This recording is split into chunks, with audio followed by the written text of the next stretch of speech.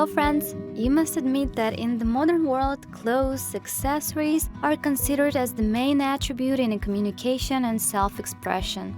And most importantly, cosmetics is what most girls are passionate about right now.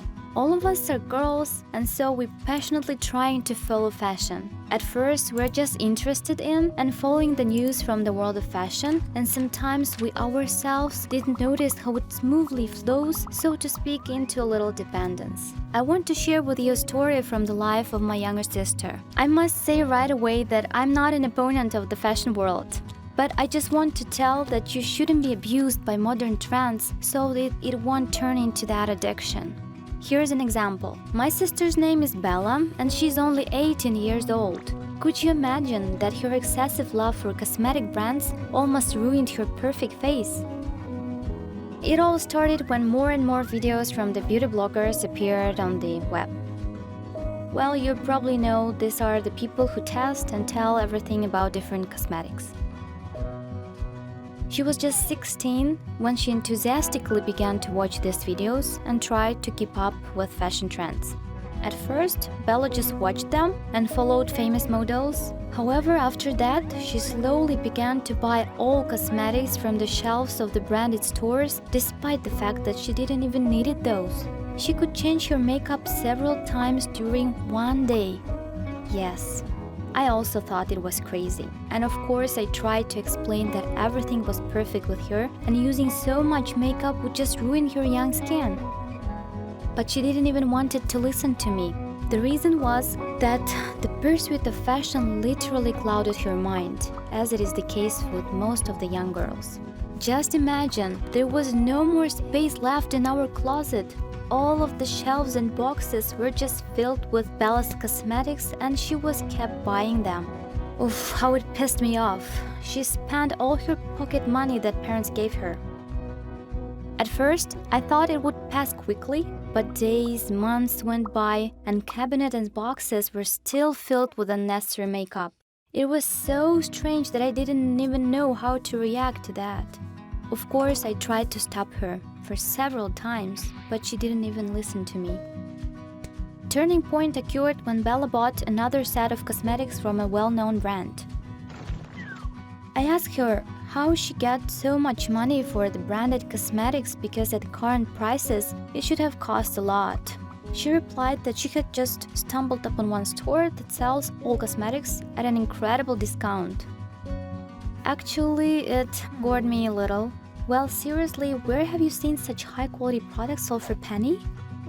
Well, this happiness didn't last long. A monthly usage of this promotional, so to speak, makeup, Bella's skin started to deteriorate. Acne and dry skin was a result. She calmed herself as she could, but instead of stopping and giving her skin a rest, she began to smear and smear it with other creams. Her skin reacted to that very badly. And when a severe allergy started, only then she started to worry. Why it happens to me? What did I do wrong? She grumbled. For around a month, Bella and I went to different cosmetologists and tried to cure her face. It took us a lot of time to improve her skin condition. She was very nervous because of this and was terribly depressed. Well, what else did she expect? It was her fault. After she was cured, she realized that she was obsessed and finally threw away all harmful and unnecessary cosmetics. Over time, Bella began to use cosmetics at minimum. I think that now my sister realized that natural beauty will never go out of style. But do you think her obsession went so easily? Yes, she got rid of addiction to cosmetics, but now shopping has come to replace it. Sister Bella thanks God overcame her dependence on cosmetics. We breathed a sigh of relief. Now she became smarter and made a list of things before going to shop. And every time she was telling us, I will take only what is needed. But when entering boutiques, she immediately forgot all about the list and ran to try on everything. She frantically repeated, I would only try it on. And what do you think? After these fittings, her bag swelled more and more. It seemed that the wardrobe was already packed to its full capacity. but she kept repeating, "Oh God, I have nothing to wear." Further we go, it just goes worse. If she saw any sales, she just rushed to run there and found money even if borrowed from somebody. Also, her so-called exclusive things were her weakness. I recall one story that happened to her. Well, with us, she wanted exclusive Fendi shoes for $250 for a long time. They were very beautiful, of course, made of genuine leather. So, she got the right amount of money, and we came to the boutique. I only came to follow her. And as happens in the best films, another lady claimed to own those shoes. Here the real fight for exclusives began. And no one wanted to give up. I did not notice how I became to support my younger sister. Even lengthy negotiations did not help to decide who would get these shoes. Their willingness to own these shoes was equal. Then the sales assistant approached, holding the same pair of shoes. We were stupefied and then started to laugh. After all, how could it be exclusive if there is still the other pair of the same shoes? Only then, Bella realized that she was no longer interested in these shoes. And her rival also changed her mind about purchasing them. After this incident, she stopped believing in something suspiciously cheap, exclusive things. But she did not stop loving shopping. Bella could starve for several days trying to save money. And then she may bought a cute handbag or a beautiful scarf. Recently, I read the article that there is such a disease as oniomania, or as it also called, shopaholism. I told my sister that she was clearly suffering from this disease and should immediately recover. I explained her that because of this addiction, she could not date the good guys. Soon as they get to know her better, they just disappear, as if falling through the ground. And all the people around condemn her. It was scary to read the article, but they write that it is worse than drug addiction. Bella, in turn, denies and convinces us that she is completely healthy. But you know what? Symptoms are the same, and it makes me scared. Recently, I accidentally saw her diary with a list of her debts.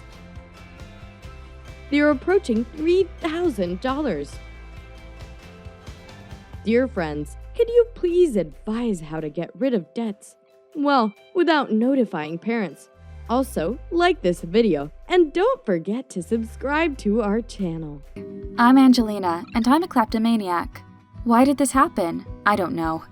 It's just that, lately, I've been tired of monotonous, boring days. Even my boyfriend Edvard couldn't make my life any different, especially since he started to disappear often at his father's work. And suddenly, an interesting memory came up. One day, long ago in kindergarten, I stole a teacher's wallet.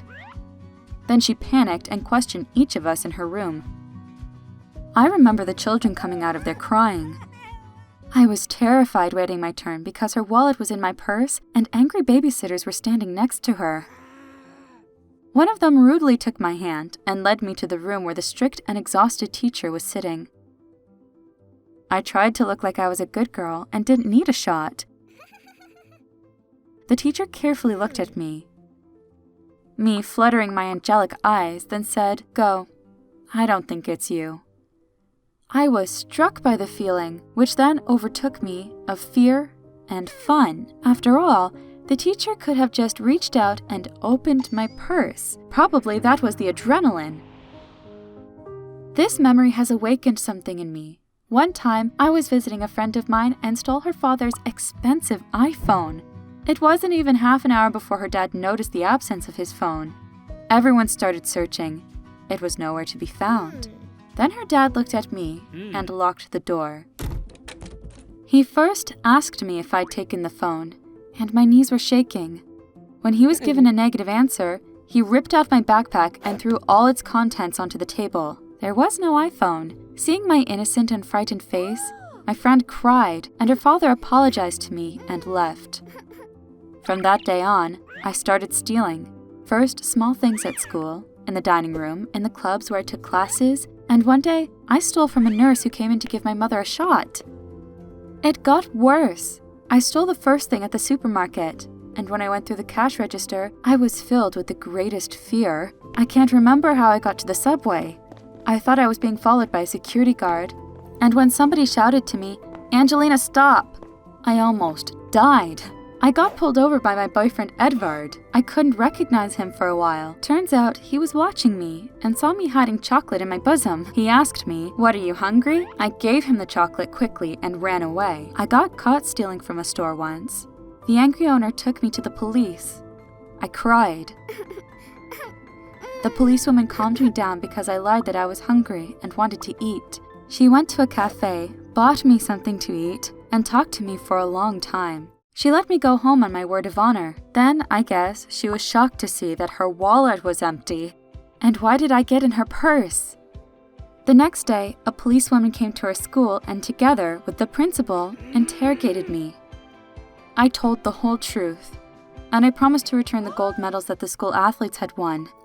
I stole them from the principal's office. I was sent to the psychologist for compulsory treatment. Life has returned to its boring course. One day, my boyfriend Edvard called me to his father's work. I could hardly make myself go there. But the name of the office gave me the shivers. Municipal Serpentology Center. What? Edvard gave me a tour around all the laboratories and terrariums of the center. The sight of these dangerous, poisonous snakes, spiders, black widows, solpugids, and jellyfishes alone caused a storm of emotions and adrenaline in me. It turns out that Edvard himself is a fan of adrenaline, but he found his a better use for peculiarity. He takes care of these reptiles, knows each of them by name, their character and habits. I felt that I was beginning to like it all, when suddenly Edvard screamed, "Stop! Don't move! On your hair is crawling Latrodactys tridecim gutatus," and ran after the flask. What I felt then can't be compared with anything. Edvard carefully, lovingly took off the baby black widow from my hair and calmed it down for a long time. It turns out that he was not worried for me, but for him. Oh well. Since then, I've stopped stealing and started caring for cute and useful creatures. Write in your comments. Have you ever stolen? And how do you feel about poisonous reptiles and insects?